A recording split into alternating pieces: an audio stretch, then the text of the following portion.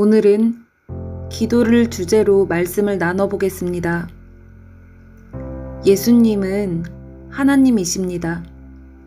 예수님의 포지션은 아들 하나님이십니다. 우리는 예수님이니까 순종을 크게 어렵지 않게 하신 것 같다고 생각할 수 있습니다. 그러나 히브리서 5장을 읽어보면 그렇지 않습니다. 그는 육체에 계실 때에 자기를 죽음에서 능히 구원하실 이에게 심한 통곡과 눈물로 간구와 소원을 올렸고 그의 경건하심으로 말미암아 들으심을 얻었느니라.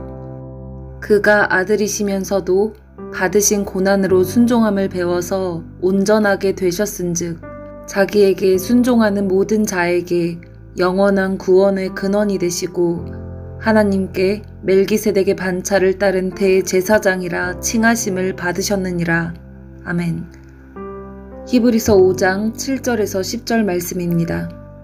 이렇게 예수님께서 육체에 계실 때 자기를 죽음에서 능히 구원하실 분 하나님 아버지께 심한 통곡과 눈물로 간구와 소원을 올리셨습니다.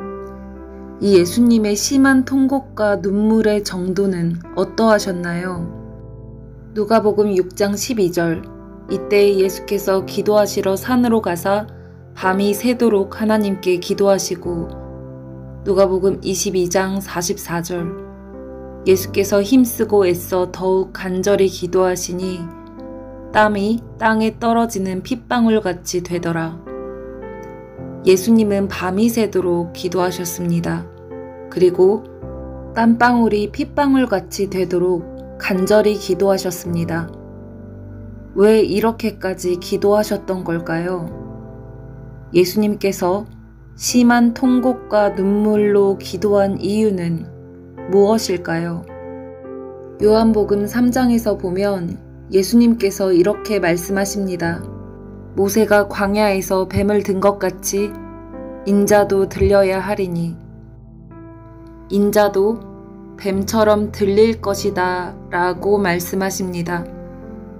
예수님이 뱀처럼 들리시는 이유는 우리의 죄성 자아, 본성이 사탄과 다를 바 없기 때문입니다. 사람의 죄성은 뱀 같은 존재이기 때문입니다. 그래서 예수님이 치르신 이 십자가 사건은 사람 존재의 악독함을 다 예수님께서 덮어 쓰시고 뱀처럼 들리셔야 했던 사건입니다.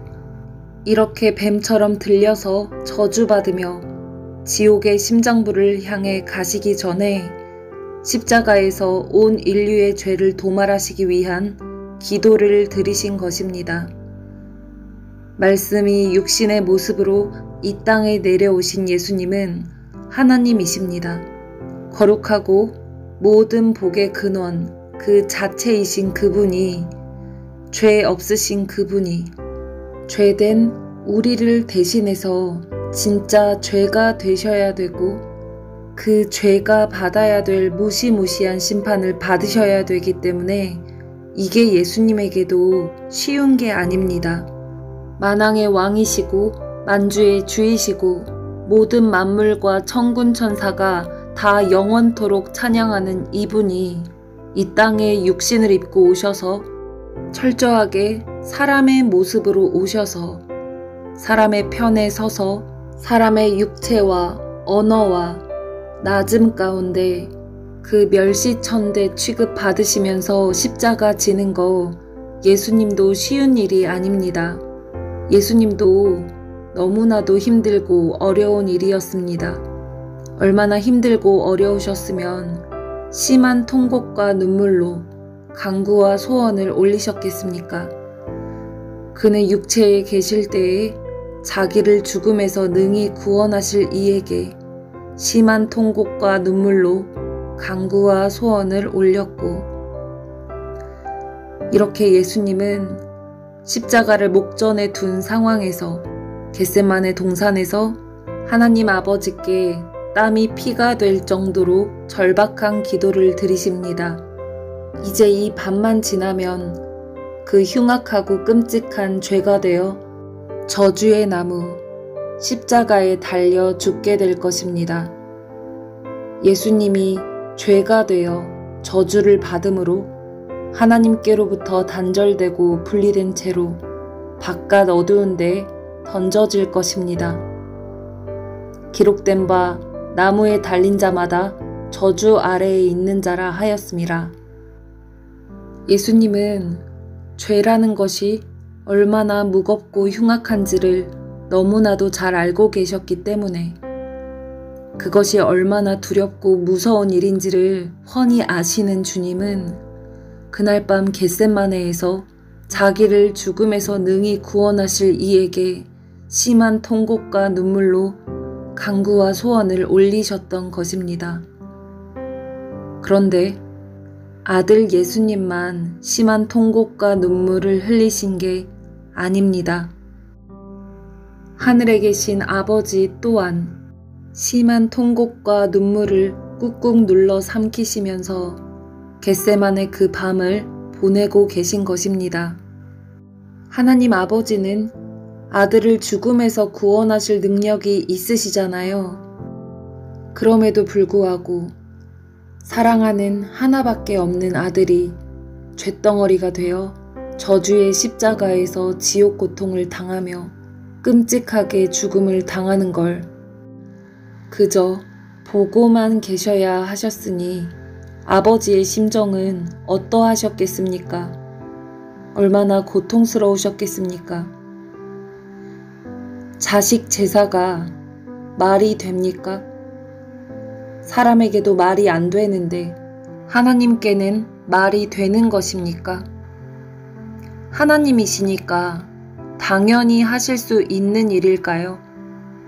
그렇게 생각한다면 하나님을 잘 모르는 것입니다.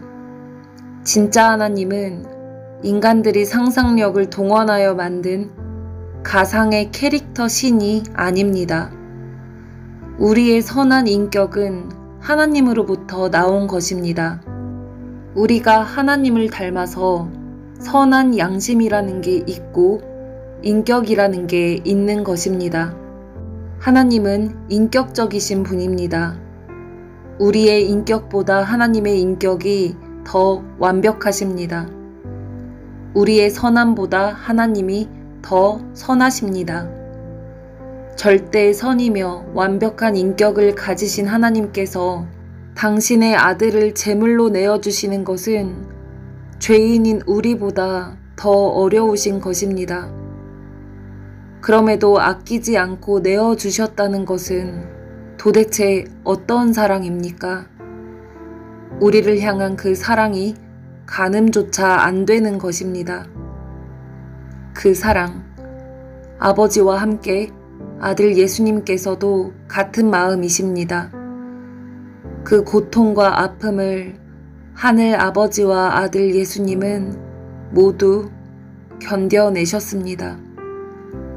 견딜 수 있었던 단 하나의 이유는 우리를 얻고 싶으신 사랑, 이거 하나 때문입니다.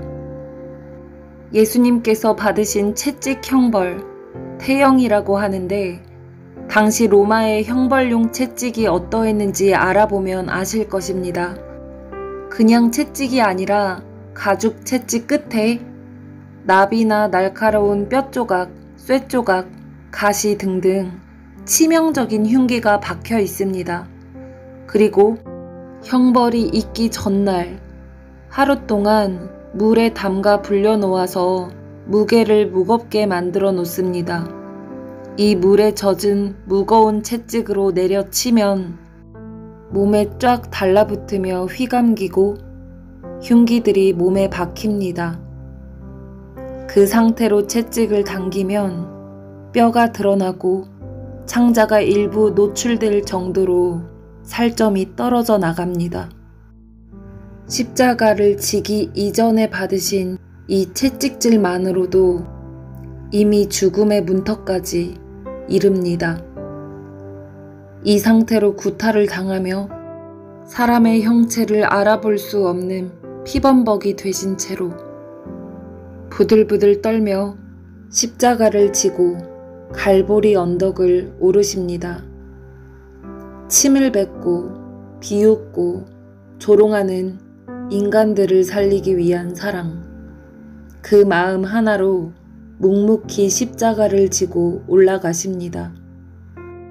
그렇게 저주의 십자가에서 죽으셔야만 우리의 영원한 대제사장이 되어 자기에게 순종하는 모든 자에게 영원한 구원의 근원이 되실 수 있으셨기 때문에 지옥 형벌의 모진 고통을 감당하셨습니다.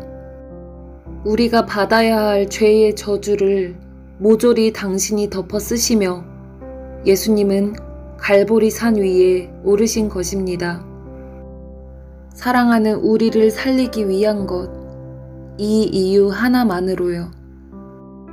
저주의 나무 십자가를 통해서만 사랑하는 우리를 다시 하나님과 화목해 할 수 있기에 십자가에 못 박혀 죽어야만 하는 오직 그 한 길, 그것을 행하신 것입니다. 십자가에 못 박는 자들을 향해 말씀하십니다. 아버지, 저들을 용서해 주옵소서. 저들은 자기네가 무슨 일을 하는지 알지 못합니다. 그렇게 십자가에 달리시고 몸의 모든 물과 피를 다 쏟으십니다. 이렇게 갈보리 언덕에서 순환을 당하시고 지옥의 한가운데로 가시기 전 마지막 한마디, 다 이루었다. 마침내 예수님은 하늘아버지께 순종하셨고 우리를 향한 사랑을 십자가로 증거하셨습니다. 십자가에서 죽으신 이유는 사랑 때문입니다. 뱀 같은 나란 존재 때문에 주님이 끔찍한 지옥 고통을 대신 당하신 것입니다. 죄가 없으신 분이 쇳덩어리가 되어서 뱀처럼 들려서 그 혹독한 심판을 대신 받아주신 것입니다. 신부를 향한 사랑 그 하나로 모든 걸 감당하셨습니다. 예수님은 우리를 사랑하셨고 하나님께 간구하셨으며 고난을 향해 걸어가셨습니다. 우리 주님은 그렇게 아들이시면서도 받으신 고난으로 순종함을 배워서 온전하게 되셨습니다. 그렇게 예수님은 우리의 큰 대제사장이 되어주시고 영원한 구원의 근원이 되어주셨습니다. 예수님도 하나님이신데 육체의 몸을 입은 가운데 육신의 연약함에도 온전히 감당할 은혜를 간구하셨습니다. 제사장 임무를 완성하기 위해 아버지 하나님을 경외하신 것입니다. 아버지 하나님만 두려워하신 것입니다.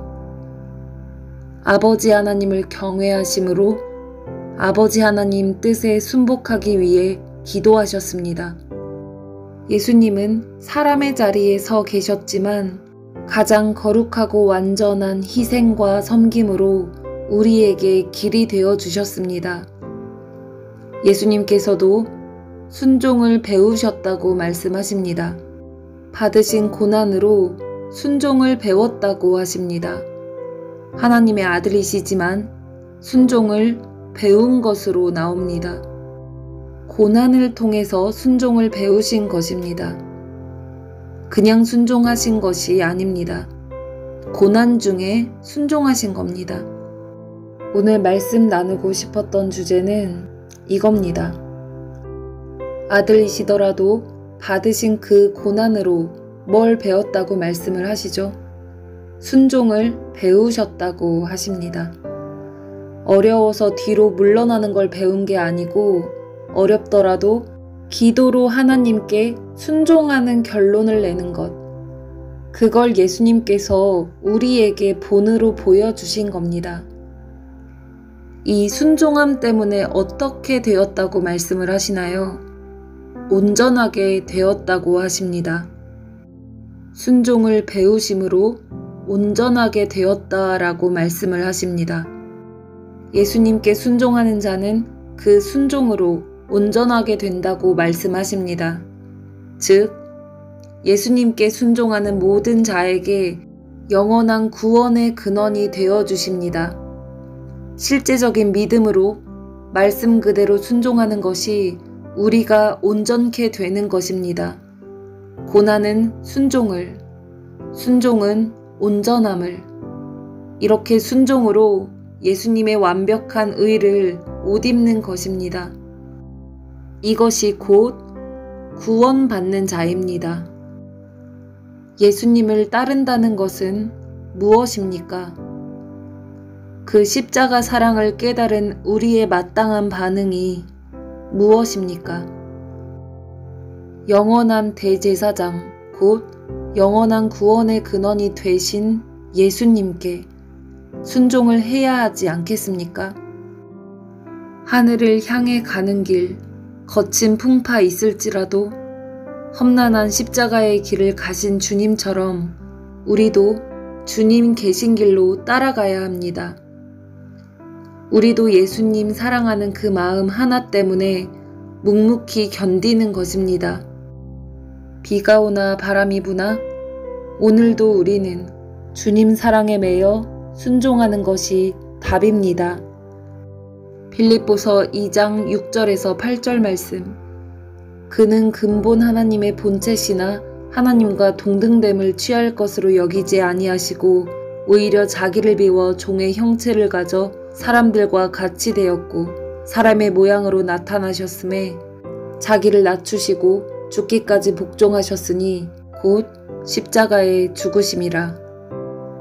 죄가 없으신 분이 우리를 대신해서 쇳덩어리가 되신 것입니다. 예수님은 십자가에 못 박혀 죽으신 후 3일 동안 땅속에 계셨습니다.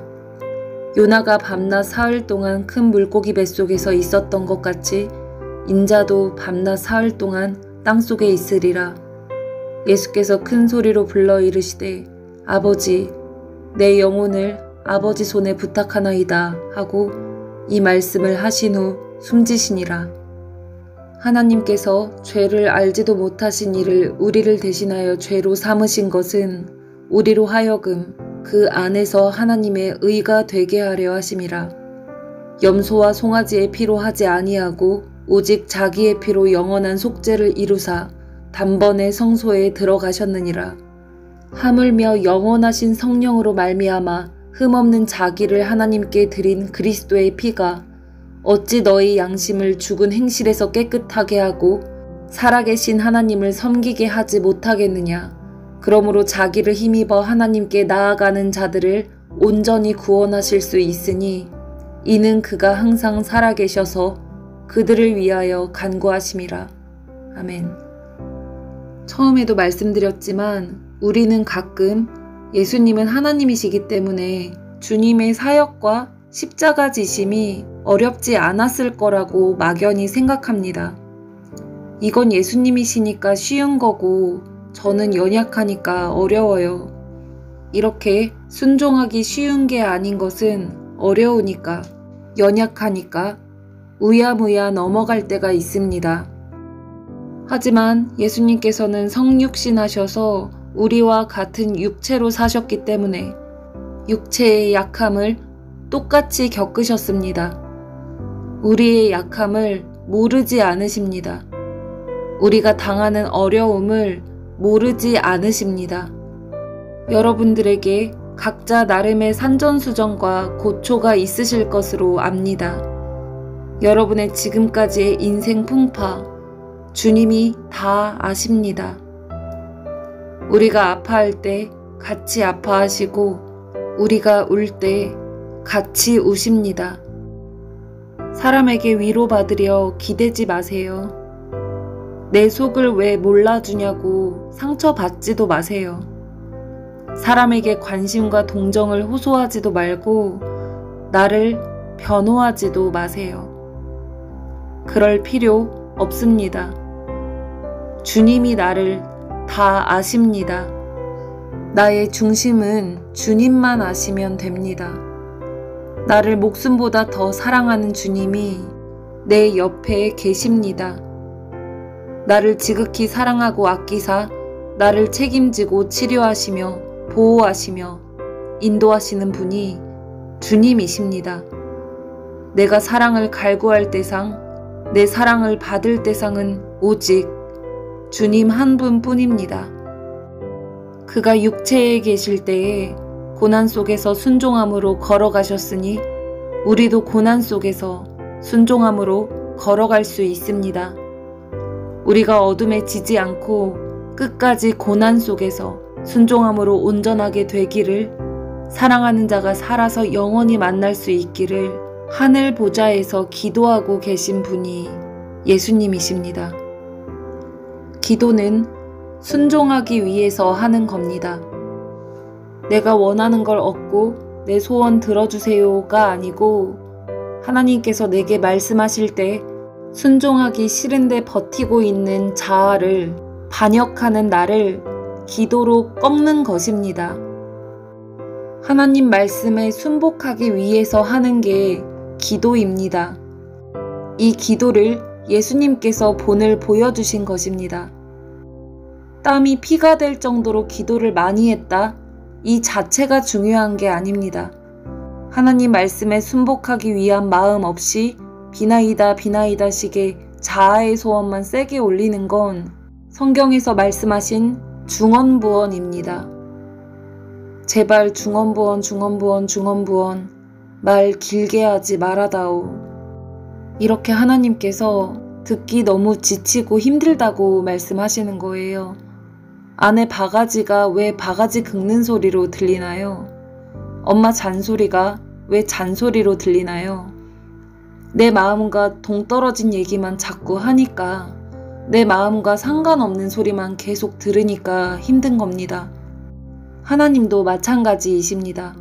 하나님 마음과 동떨어진, 하나님 마음과 전혀 상관없는 소리가 듣기 괴로우신 겁니다. 자기 사랑은 곧 귀신 사랑, 귀신 숭배이기 때문에 이 자기 사랑에 터잡은 기도는 거룩하신 하나님께는 뭐로 들리겠습니까? 뱀이 자기를 위해 떠드는 소리와 같은 아주 가증하고 역겨운 것입니다. 기도를 많이 하는 것 자체가 중요한 게 아니고, 기도를 왜 하느냐? 하나님의 말씀에 순종하기 위해서, 순복되기 위해서 하는 것, 이게 중요합니다. 물론 주님께 모든 마음을 다 토설할 때 그 시작은 죄성적인 마음이 가득할 수도 있습니다. 염려, 근심, 미움, 분노, 정죄감, 열등감, 탐심, 이기적이고 강팍한 마음 등등 어둠적 요소들이 있을 수 있습니다. 그럴지라도 걱정 마시고 주님만 의지하고 엎드려 심정을 다 털어놓으세요. 지금 나에게 이런저런 죄된 마음들이 속에 있는데 거룩한 기도를 해야 된다는 의무감에, 부담감에 주님께 철든 척 가식 부릴 필요가 없습니다. 철 안 든 5살짜리 애기가 철든 척 해봐야 엄마는 얘가 철 안 든 거 다 압니다. 주님께 거룩한 척, 철든 척 억지로 애쓰실 필요가 없어요. 주님은 어차피 내 상태 이미 잘 아십니다. 그러니 그냥 주님께 내 모습 그대로 솔직하게 나아가세요. 주님께 솔직히 다 털어놓으세요. 그러나 그게 끝이 아니라 이런 내 고집을 꺾고 싶다고 간구하는 것입니다. 진솔하게 나아가시되 이런 나를 그냥 내버려 두지 말아달라고, 주님과 한 영이 되어 주님 뜻대로 사는 자 되게 해달라고 기도하는 것입니다. 주님이 나 어차피 이런 거 아시지, 나 철 없어도 사랑하시지, 이런 방종하는 마음으로 사랑 많은 아빠라고 마음 놓고 함부로 대하는 게 아니라 아빠 마음에 합한 자녀가 되고 싶다고 기도하는 것입니다. 고집 부리는 마음을 끝까지 주장하며 결론 맺는 게 아니라 이런 나를 불쌍히 여기시고 아버지 뜻대로 순종하도록 도와주세요. 은혜 베풀어 주세요. 하는 겁니다.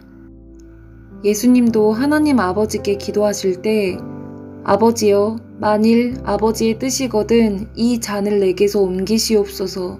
그러나 내 원대로 마시옵고 아버지의 원대로 되기를 원하나이다 하셨습니다. 뭐든지 주님께 드리는 마음의 방향성이 중요합니다. 마음 중심의 끝 결론이 중요합니다.